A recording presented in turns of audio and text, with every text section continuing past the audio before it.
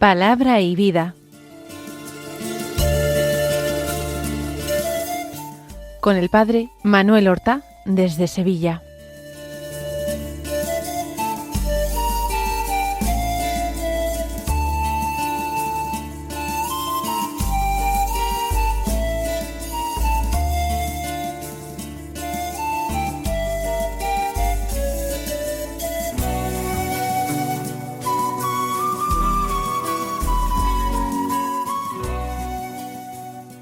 En el nombre del Padre, y del Hijo, y del Espíritu Santo.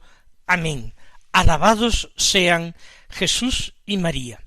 Muy buenos días, queridos amigos, oyentes de Radio María y seguidores del programa Palabra y Vida.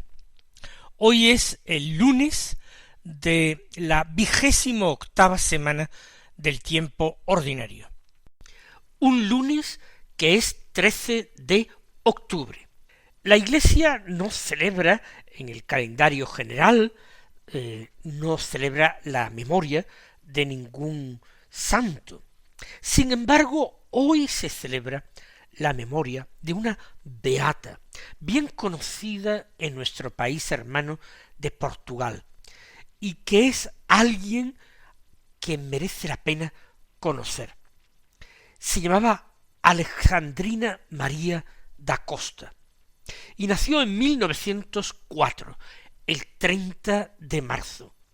Fue bautizada 2 días después de su nacimiento, el 2 de abril de 1904, que era el Sábado Santo, en aquella época sábado de gloria. Pues bien, el lugar donde nació se llamaba Balasar. Y cuando ella tiene solo 3 años, en 1917, el padre abandona la familia y se queda Alexandrina con su madre y una hermana mayor de nombre Deolinda. La madre también se llamaba Deolinda. En 1911, cuando tiene 7 años, es enviado a otro pueblo, Póvoa de Varzim, para poder asistir a la escuela, porque en Balasar no había escuela primaria. Vive allí con la familia de un carpintero y permanece en aquella casa 1 año y medio, entre 1911 y 1912. Y allí, en aquel pueblo, en Póvoa de Varzim, es donde hace su primera comunión y donde posteriormente recibe el sacramento de la confirmación. Regresa a Balasar y vive con su madre y su hermana en un sitio que le llaman el Calvario. Cuando tiene unos 12 años, es decir, sobre 1916, sufre una enfermedad muy grave que la deja a las puertas de la muerte, posiblemente serían fiebres tifoideas, y le dejaron una debilidad, unas secuelas durante el resto de su vida. Y solo 2 años más tarde, en 1918, cuando tenía 14 años, precisamente en Sábado Santo, el mismo día en que ella había sido bautizada, un Sábado Santo, en el piso superior de la casa cosía con su hermana Deolinda y con otra muchacha. Y entonces 3 hombres jóvenes asaltan la casa, irrumpen en la habitación, las otras 2 pueden escapar, y ella, no viendo salida y temiendo por su pureza, de hecho aquellos muchachos venían con malas intenciones de abusar de ellas, se tiró por la ventana, que estaba a unos 4 metros de altura, y esa caída le provocó lesiones gravísimas en la columna vertebral, de las que nunca terminó de recuperarse. A partir de entonces, desde los 14 años hasta los 19, prácticamente no sale de su casa, como no sea para ir a la iglesia, lo que hace andando, apoyándose en algo y luego casi arrastrándose hasta la iglesia. En 1925, cuando tiene ya los 21 años, esa parálisis producida por la grave lesión en la columna ha avanzado tanto que ya cae en cama sin poderse levantar el resto de su vida. Aproximadamente 30 años en cama, porque esto era 1925 y muere precisamente en 1955. Al principio de su postración, sobre todo los 3 primeros años, reza mucho pero pidiendo una curación a la Virgen, prometiendo incluso hacerse misionera si la Virgen lo curaba. Pero a partir de 1928 se da cuenta de que su vocación es el sufrimiento y se ofrece como víctima por los pecadores y empieza una vida mística intensísima. Del año 1938, es decir, cuando tenía ella 33, 34 años, y durante unos 4 años, no llegó, 3 años y medio, vive unos fenómenos místicos extraordinarios cada viernes, en que ella revive las etapas de la pasión de Cristo. Incluso se levanta de la cama para revivir los sufrimientos del Vía Crucis, estando levantada unas 3 horas y media, cuando era incapaz de ponerse de pie. Y a partir de 1942, justo 2 o 3 días después de que ya estos fenómenos místicos no se repiten, empieza a dejar de consumir alimentos sólidos y toma solo agua y la comunión diaria. Y esto será incluso verificado por médicos durante un periodo de 40 días. Esto vienen médicos del hospital de Oporto para verificarlo. En el año 44, teniendo un nuevo director espiritual, el primero había sido jesuita y este salesiano, ella se entusiasma y se hace miembro de la Asociación de Cooperadores Salesianos. Finalmente anunció que ese año 1955 moriría, y efectivamente el día 13 de octubre, tal día como hoy, murió santamente en su casa en Balasar, en el lugar de Balasar llamado Calvario. Y Juan Pablo II en el año 2004 la beatificó. Pues hoy, en vez de continuar como ha sido lo normal en estos meses pasados, con la meditación del Evangelio, hoy comienza a leerse la carta de San Pablo a los Romanos, y es un texto tan importante del Nuevo Testamento que nosotros vamos a seguirlo, a comentarlo a partir del día de hoy. Comenzamos hoy leyendo el capítulo 1, los versículos 1 al 7, que dicen así: Pablo, siervo de Cristo Jesús, llamado a ser apóstol, escogido para el Evangelio de Dios, que fue prometido por sus profetas en las Escrituras santas, y se refiere a su Hijo, nacido de la estirpe de David según la carne, constituido Hijo de Dios en poder según el Espíritu de santidad, por la resurrección de entre los muertos, Jesucristo nuestro Señor. Por él hemos recibido la gracia del apostolado, para suscitar la obediencia de la fe entre todos los gentiles, para gloria de su nombre. Entre ellos os encontráis también vosotros, llamados de Jesucristo. A todos los que están en Roma, amados de Dios, llamados santos, gracia y paz de Dios nuestro Padre y del Señor Jesucristo. Comencemos haciéndonos una pregunta.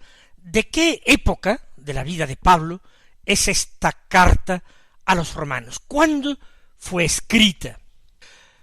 Parece que casi con toda probabilidad fue escrita en la ciudad de Corinto, en Grecia, a principios del año 57.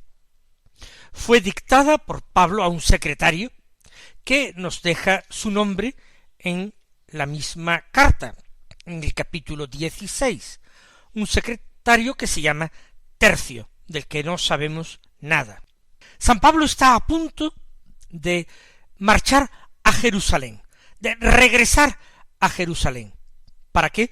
Para llevar allí la colecta que ha ido recogiendo en distintas comunidades cristianas para ayudar a los hermanos de la comunidad de Jerusalén. Después tiene la intención de dirigirse a España, pasando por Roma. Por eso él dice en la carta que espera pasar por allí y saludar personalmente a los romanos cuando marche a España. Lo dice en el capítulo 15. Para preparar ese viaje que él proyecta a la capital del imperio, él escribe a la comunidad de Roma. La carta va a ser llevada a Roma por una muchacha que se llama Febe y de la que se dice que es diaconisa de la iglesia de Céncreas. Vamos a dejar a un lado si realmente eran diaconisas como personas que habían recibido la imposición de manos de los apóstoles o no. Ya hay un matrimonio amigo de Pablo, marido y mujer que son de profesión tejedores, igual que lo era Pablo, Áquila y Priscila, que han vivido en Roma, que han sido expulsados de allí por el decreto de Claudio, que mandó expulsar a todos los judíos y cristianos que estaban asimilados a los judíos de Roma por distintas alteraciones de orden público que habían provocado, y Áquila y Priscila, que conocen, ya le han puesto al tanto a Pablo de la comunidad, de sus características, del número de hermanos.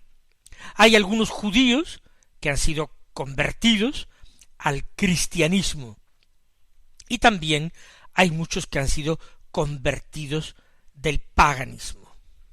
Si la carta ha sido escrita en el año 57, hay que tener en cuenta que en el 54 ha muerto Claudio. Por tanto, seguramente este decreto ya no se aplica, por lo menos no de la misma manera estricta. La carta es importantísima porque Pablo anuncia el evangelio que está predicando.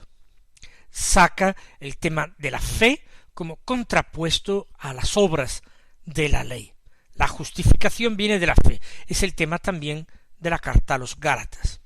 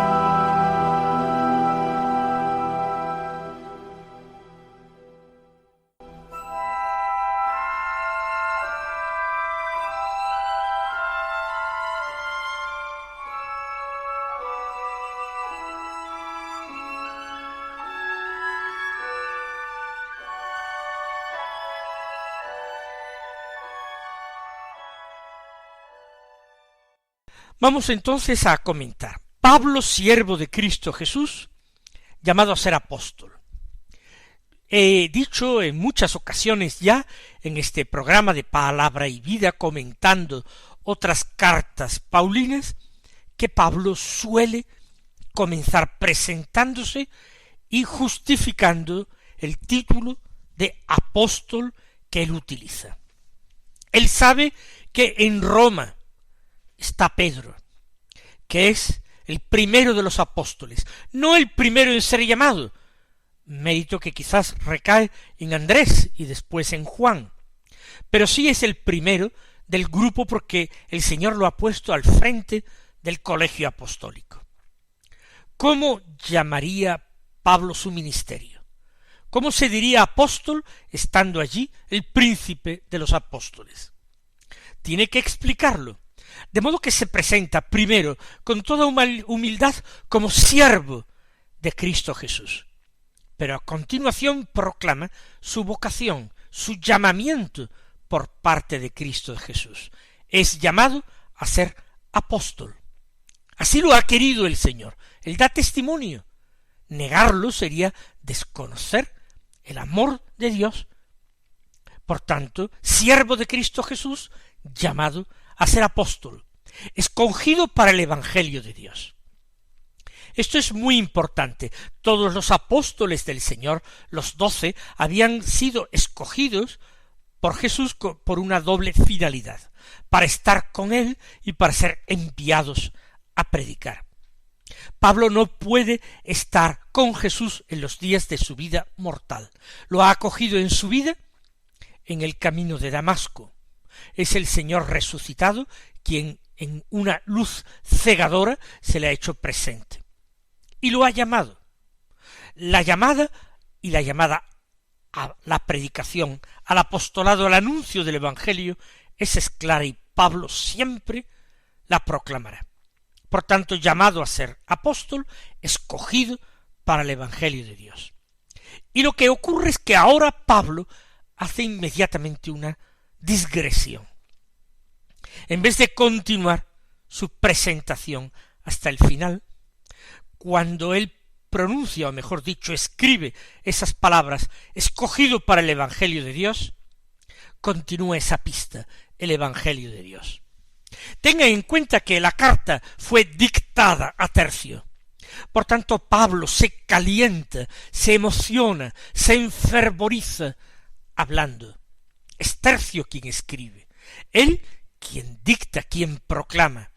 Y por eso cuando dice escogido para el Evangelio de Dios, sigue diciendo que fue prometido el Evangelio, claro, no Pablo, que fue prometido por sus profetas en las Escrituras Santas, y se refiere a su Hijo.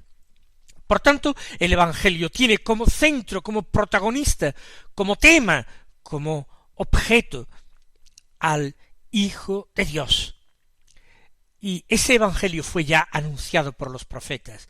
Los profetas dejaron entrever esa buena noticia que Dios anunciaría. Los profetas hablaron del Mesías que Dios enviaría, del Salvador de Israel, que lo sería también Salvador de las naciones, de los pueblos gentiles, de los hombres de la humanidad. Por tanto, el Evangelio de Dios que fue prometido por sus profetas en las Escrituras Santas y se refiere a su Hijo, nacido de la estirpe de David según la carne. Pablo proclama también ya desde el principio la verdad de la encarnación. Cristo Jesús es verdadero hombre sin haber dejado de ser verdadero Dios. Según la carne es de la estirpe de David. En esto se han cumplido plenamente las Escrituras, que sería descendiente de David, pero constituido Hijo de Dios en poder según el Espíritu de Santidad por la resurrección de entre los muertos. Es el doble origen de Cristo Jesús, de la única persona del Verbo de Dios. Según la carne, Hijo de David, según el Espíritu de Santidad, Hijo de Dios, por la resurrección de entre los muertos.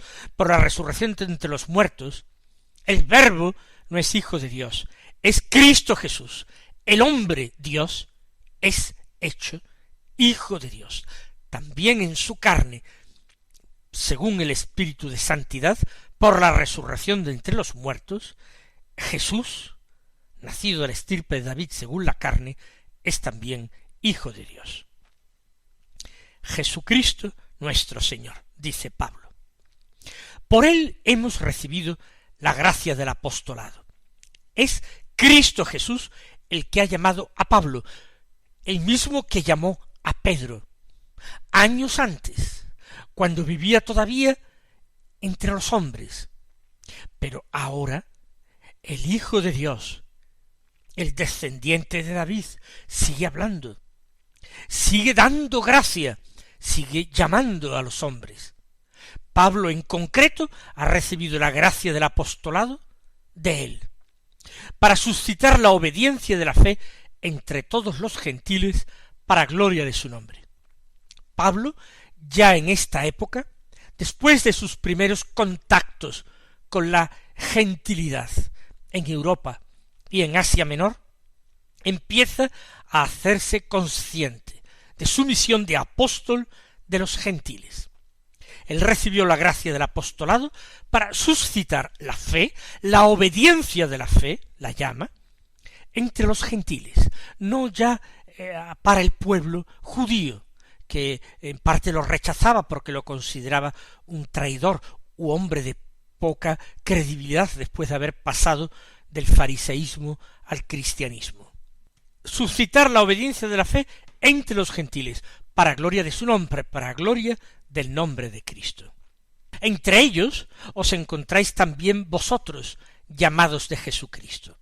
Es decir, la mayoría de la comunidad a la que escribe de Roma, según le habrán informado Áquila y Priscila, es una comunidad que proviene de la gentilidad del paganismo. Eran gentiles. Os encontráis también vosotros, llamados de Jesucristo. Ellos son llamados de Cristo, no al apostolado, pero sí a la fe, a la obediencia de la fe.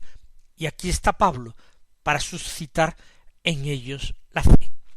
Y ahora hace la dirección de la carta, después de su presentación y de haberse enardecido hablando del Evangelio de Dios, dice: a todos, dirigida la carta, a todos los que están en Roma, amados de Dios, llamados santos, gracia y paz de Dios nuestro Padre y del Señor Jesucristo.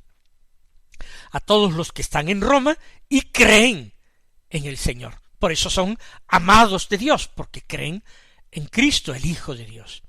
Son llamados santos porque están unidos a Cristo, que es santo. Porque son hijos de Dios, que es santo.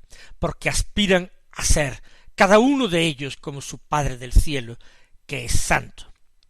Y el deseo de Pablo para ellos: gracia y paz de Dios nuestro Padre y del Señor Jesucristo.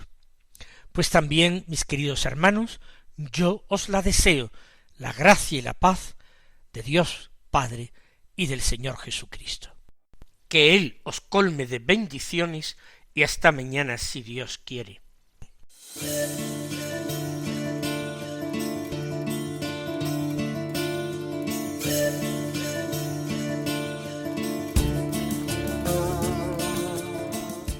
Han escuchado en Radio María Palabra y Vida, un programa que dirige el Padre Manuel Horta.